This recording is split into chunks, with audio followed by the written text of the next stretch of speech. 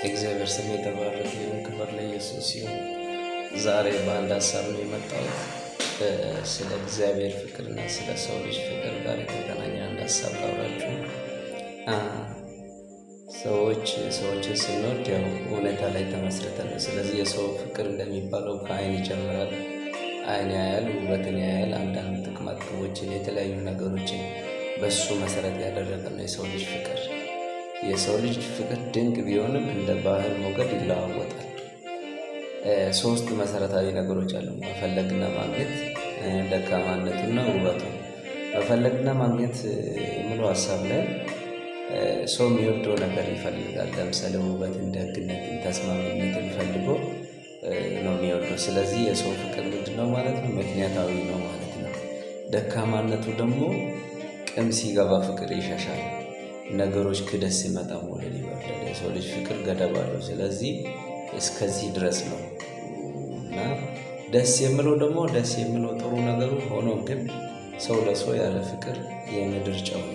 መተሳሰብ፣ መደጋገፍ፣ አብሮ መሳቅ የሕይወት ትርጉሞች ናቸው። በሰው ፍቅር ውስጥ መጽናናትና ተስፋ ይገኛል። የእግዚአብሔር ፍቅር ጋር ግን ስንመጣ የእግዚአብሔር ፍቅር ግን ከሰው ፍቅር የሚለየው ምክንያት አልባ በመሆኑ ምክንያት አልባ ነው።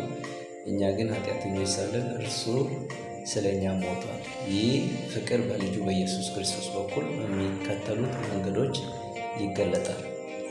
አንደኛ፣ ክርስቶስ እግዚአብሔር ልጁን ሲልክ ክርስቶስ ራሱ ዝቅ ያደረገበት ሰማያዊ ዙፋኑን ትቶ የሰው ልጅ ስጋን ለብሶ በሰው ልጅ አምሳል በግርግም ተኝቶ የመጣው ፍቅር አምላክ ሆኖ ሳለ እንደ ተራ ሰው ተቆጥሮ ሊፈልገን መምጣቱ፣ ይህ ፍቅር ከላይ ወደ ታች የሚወርድ ከላይ ዝቅ ብሎ ከከፍ ካለበት ዝቅ የሚል ማለቱን የሚያሳይ ፍቅር ነው ማለት ነው። ሁለተኛ ደግሞ መስዋዕትነት ነው። የሰው ልጅ የሰውን ልጅ ሲወድ የሆነ ጥቅም ፈልጎ ነው። ክርስቶስ ግን በፍቅር በንግግር ብቻ አልገለጠም። በችንካር በግርፋትና በሞት ታትሟል።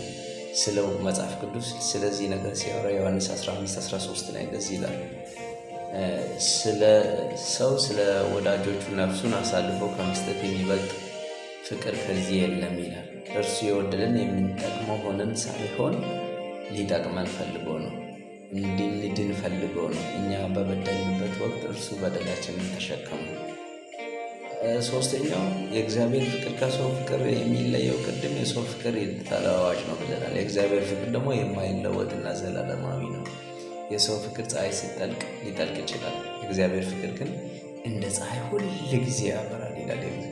ብንወድቅ እንኳን ያነሳል፣ ብንርቅም የሚጠራ፣ ብንጠፋም የሚፈልግ፣ ቢጨልምብን እንኳን የሚያበራ ነው የእግዚአብሔር ፍቅር። ስለዚህ የሰው ፍቅር መቀበልን ያውቃል፣ የእግዚአብሔር ፍቅር መስጠትን ያውቃል። ስለዚህ የሰው ልጅ ፍቅር የሚያምረው ከእግዚአብሔር ፍቅር መሰረት ሆኖ ሲቀዳ ነው። የሰው ልጅ ፍቅር ትርጉም አልባ ሆኖ ሊቀጥል የሚችለው የእግዚአብሔር ፍቅር መሰረት አድርጎ ሲቀዳ ነው። ስለዚህ እንደዚህ ይላል፣ በክርስቶስ የታየው ትልቁ ትምህርት ይሄ ነው፣ እግዚአብሔር እንዲህ ወዶኛልና ደግሞ እርስ በርሳችን ልንዋደድ ይገባል ይላል ዮሐንስ ወንጌል ላይ። እግዚአብሔር ፍቅር መሰረት ነው። የሰው ልጅ ፍቅር ደግሞ የዚያ መሰረት ፍሬ ነው ማለት ነው። ስለዚህ በልጁ በክርስቶስ የገለጠልን ፍቅር ከሞት የሚያድነን፣ ከአቴናን የሚበጥስ ለዘላለም የሚኖር ትርጉም ነው። በዚህ ፍቅር ውስጥ ያረፈ ሰው ሰውንም በትክክል መውደድ ይችላል ማለት ነው። አመሰግናለሁ።